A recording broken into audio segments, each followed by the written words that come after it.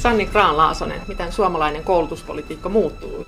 No koulutuksesta ei pidä seuraavalla hallituskaudella leikata 100 miljardilla. Tämä vähentäminen on tosiaan nostettu kokoomuksen agendalla aika korkealle. No kokoomus haluaa leikata 100 miljardilla. Mahdollisesti on tiedossa yhä lisää.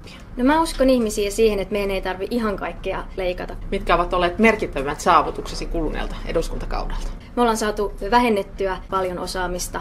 Tämä on sellainen periaate, että vuoteen 2030 mennessä vähennämme työtä vähintään 40%.